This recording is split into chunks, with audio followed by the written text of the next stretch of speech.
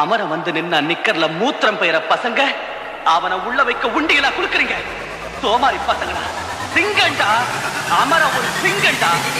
நீங்களா piece piece ஆவல கெட்டா இருடா சைன ஒடடா படச்ச ஒடடா இருக்கா அடிடா. இன்னைக்கு எங்க நண்பன் சுரேஷோட பர்த்டேடா. சப்பம் சுகலின ரெண்டாம் கட்ட சுரேஷ்டா. ராமகிருஷ்ண பேரண்டா.